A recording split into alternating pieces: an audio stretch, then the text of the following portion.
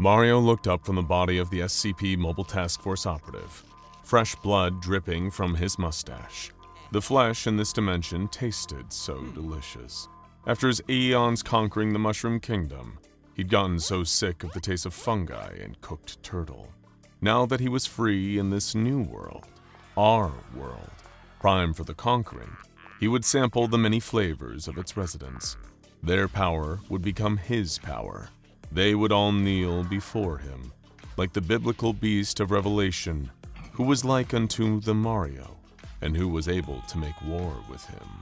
The answer, of course, was the SCP Foundation, but whether that was a war they could actually win, there was no way to know. They had heard rumors that the meme alchemists over at Gamers Against Weed, one of the most anarchaic group of interests in the SCP Foundation's roster, were creating a legendary Super Mario Bros. ROM hack, but they never assumed it would possibly result in this much carnage. Yet, that was the terrible gate that they'd opened here. As the anomalous gamers sat in front of their boxy old CRT television, they thought they were going to have an out-of-this-world Mario experience. They were right, in a way. Mario was going to come out of his world and into ours. When they started up the game, the pixelated plumber climbed out of the vast green tube like the stringy-haired ghost girl from The Ring. He staggered up towards the screen, showed off the whites of his bloody, hyper-realistic eyes. Then he broke the digital surface tension of the television screen, crawling out and flopping onto the floor in front of the gamer's couch, his red hat and overalls dripping with primordial inter-reality amniotic fluids. A strange leather bag hung from one of his shoulders, a bag that smelled earthy and raw. "It's-a me," he said. They all rose to their feet, as if in almost holy reverence of the gaming icon standing before them.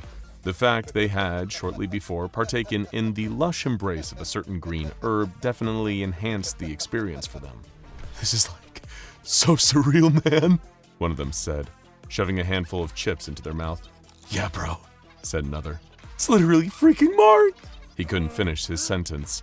Mario's white-gloved hand gripped his neck with terrible force, and with a gentle flick of his wrist, snapped the man's spine. He was dead before his body even hit the carpet.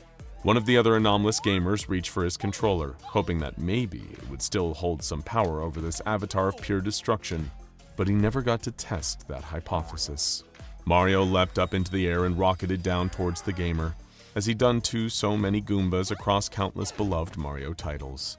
The gamer collapsed under the force of Mario's shoes like an accordion, and splattered into nothing, leaving only one gamer alive. The unfortunate man stumbled back, trying to find the door, as the interdimensional Italian approached with malice, burning like bullet bills in his eyes. Mario grabbed the gamer by his ankle and dragged him back into the room. "Mario hungry," he said in his high-pitched Neapolitan drawl. The sound of screaming and wet crunching followed. Clearly, they had no idea what they'd unleashed. The cheerful Super Mario we know and love is just a mere shadow of the true entity, an ancient Japanese demon originally called Mar-Io. It had feasted on the lives of thousands in the Heian period before being defeated by the craftsman and sorcerer Fusajiro Yamauchi, who was also the founder of Nintendo. Mar-Io lost a bet to Yamauchi on a game played with the sorcerer's own official Nintendo deck of Hanafuda cards. Later on, the sorcerer's descendant, Miyamoto, sealed the dark soul of Mar-Io into a children's game in the early 1980s, knowing that the pure evil of the entity would be suppressed by being surrounded by the joy of children. When Foundation bugs implanted in the gaming den noticed the life forms in the room go from 3 to 4 to 1, they realized that something terrible was happening. Several contingents of mobile task forces were dispatched with heavy weaponry and armor. The 3 lives had been ended so quickly, they were clearly dealing with something extremely dangerous here. The last thing they could have ever expected was to run into Mario himself. But there he was, in the holographic scopes of their assault rifles. He looked at them with base disgust under the brim of his red plumber cap. All the red of his overalls really did was delay the time it took for the task force members to notice all the blood on him. "Light him up," the point men said, as they poured out of their armored ATVs. "Turn that little freak into gabagool, boys." They opened fire, peppering the outside of the building with bullets as the nimble demon dodged out of the hail. He reached into his leather satchel and pulled out a glowing fire flower, before shoving it into his mouth and convulsing as his body changed. He had become Fire Mario. A ball of flame appeared in each of his hands as he tossed them with perfect finesse towards the assembled group of task force agents. The balls exploded, creating flaming shockwaves that broke the Foundation's ranks and sent many of them away panicking, covered in flame. The heat was so intense that some of the bullets exploded in their mags. While some maintained their position and returned fire, Mario just threw back his head and laughed like the terrible demon he was. He pulled a cape feather out of his back, bit down on it with his fang-lined mouth, and took flight, burning like a cursed comet as he flew through the air. The researchers at a nearby SCP Foundation containment site were tracking his trajectory on a multi-monitor setup. Based on his speed and direction, he was heading to a nearby population center, where there would be so many more souls to feed on. The Foundation needed to ensure that their personnel got there first, even if it meant calling in Hammerdown. It would be the first time in 30 years. But while the Foundation scrambled its forces, Mario had already arrived. He was riding the back of a fast-moving green shell, smashing cars and unfortunate pedestrians out of the way as he moved. Still enjoying the last vestiges of his Fire Mario powers, he fired blasts of deadly flame into the crowd as he passed, reducing them to charred black skeletons before they even had a chance to scream. His demonic flames ignited the oxygen in their lungs and turned them into spectacular explosives from the inside. Not having any idea what they were dealing with, the local police station tried to marshal their best defenses. One police SWAT sniper was able to fire a .50 caliber round into Mario's green shell. It shattered beneath him and knocked his body to the ground, cracking the asphalt beneath him. This was the cue for the rest of the cops to unleash hell. But before the bullets could make contact, Mario pulled out a pillowy white boom mushroom and shoved it down his throat. Immediately, his body became invisible and intangible. He rose up and floated towards the nearest SWAT member, the man's assault rifle bullets harmlessly phasing through his body. Mario reached through the man's chest, grabbing the man's soul and crushing it in his fist. He dropped to the ground instantly, not just dead, but completely erased from spiritual existence. Mario then did the same to all the others, stacking the bodies of dead first responders until he had a wonderful pile that he could feast on later. And by then, the boom mushroom had worn off, and reinforcements from the SCP Foundation arrived. This time, though, they were going to battle the ancient demon Mario on his own terms. Rather than guns, which had thus far been ineffective against Mario's onslaught, they had brought blessed katanas from the Foundation's archives. They hadn't been used since the Foundation fought the Kitsune Force in the back rooms. Curious, Mario said. You know the old ways. The leader of this new group of katana-wielding mobile task force members, Robert Poloni, smiled in response. We're gonna teach you a little about the new ways too, Mario. That was the gauntlet being thrown down. Mario pulled a boomerang flower out of his satchel and devoured it, manifesting deadly razor-edged boomerangs. Poloni and his men tried to maintain their composure. What? Robert said. No clever retort? No rebuttal? Mario twirled one of the boomerangs between his fingers and smiled. Why waste the words on the dead? And with that came the barrage of deadly boomerangs. But the task force were prepared. Using reflexes augmented by Foundation technology and a toot of Bolivian marching powder, they were able to deflect the boomerangs with their katanas. And Mario's hope of tricking them failed too. They expected the boomerangs to return from behind and deflected them with their katanas again, until the boomerangs dematerialized fully. Mario nodded, almost impressed. Then he pulled the glowing super hammer out of his satchel and lunged into the fray, smashing rib cages and breaking skulls with each swing. The force of the swing shattered the ancient blades of the katanas, whose blessings had seemingly run out, but one fighter still held true.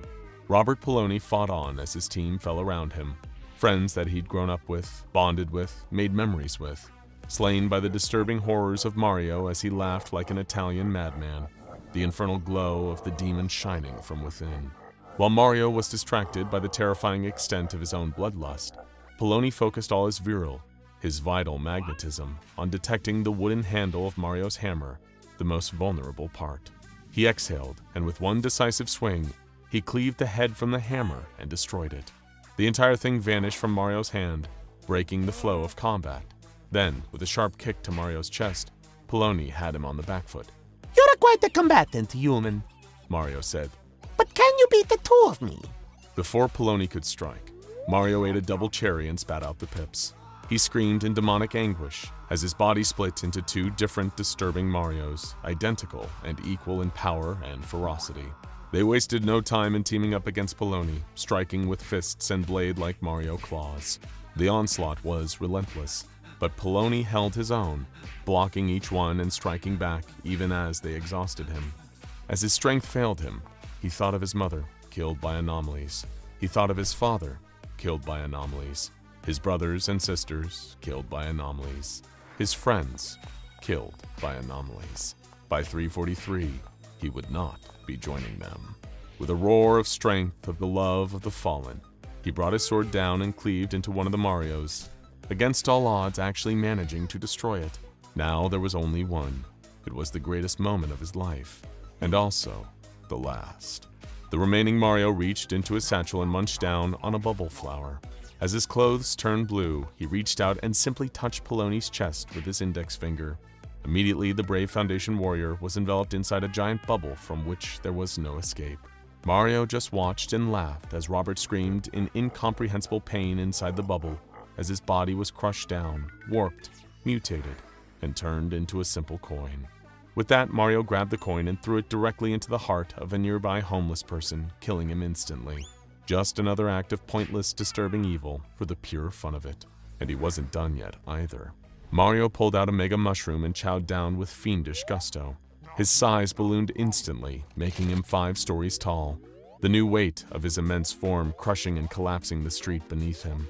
He was ready to rampage, running through the town, suplexing through skyscrapers as ruined brick and screaming people cascaded from the heavens to certain doom below. Entire families were crushed beneath Mario's unforgiving plumber's boot. Generations wiped off the face of the earth, just like the good old days of the Hainian period. What beautiful destruction. What perfect, pristine cruelty. But Mario, being giant, also made him a much better target for Foundation air support. An absolute fleet of fighter jets and attack helicopters swarmed like a kicked nest of murder hornets.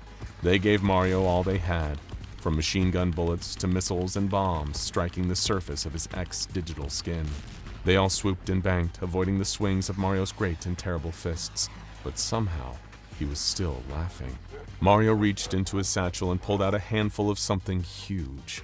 He tossed it into the air, revealing its contents, hundreds of winged blue shells.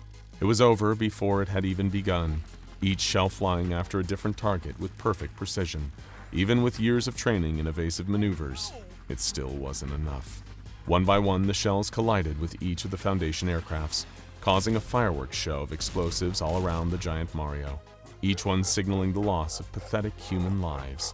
Mario hadn't felt greater glee than this in thousands of years. As he shrank back down to size, he decided he wanted to know more about the ones who kept sending people after him. And then he wanted to kill them. He ate the flesh of a nearby mobile task force agent, assimilated his soul, and absorbed his thoughts. Immediately, he knew of the SCP Foundation, and most importantly, of the location of Site-19. That would be a place he could have great fun. Mario ran at hypersonic speeds towards Site-19, eating a drill mushroom on the way. He morphed into Drill Mario immediately. His skull transformed into a terrifying twisting auger. He blasted through the phalanx of Foundation guards gathered outside, then connected his drill with the external wall, carving through that concrete like sheet cake. And when Mario was on the other side, terrified Foundation researchers all around him, he ate a superstar and got to work. Taking full advantage of his temporary invulnerability, he skated from person to anomaly, annihilating all without discrimination. Thousands died within minutes as Mario laughed and laughed and laughed. Little did he know, a Foundation researcher had used the same hack ROM made by Gamers Against Weed to pull something else out of the Mario world. A mini mushroom. Using a high-tech gravity gun, the researcher aimed and fired, shooting the mini mushroom straight into Mario's mouth and down his throat. The effects of the superstar were canceled out, and Mario began to shrink. The remaining guards grabbed him and shoved him into an anomalous jar, now held between a grid of 6 different Scranton reality warpers. Over 100,000 people were killed that day, and the only thing Mario could say about it under questioning was the following. Wahoo! Now go check out Top 10 Most Dangerous SCPs You Have Never Heard Of, and SCP-4494 plays video games in his spare time, The Spectre, for more.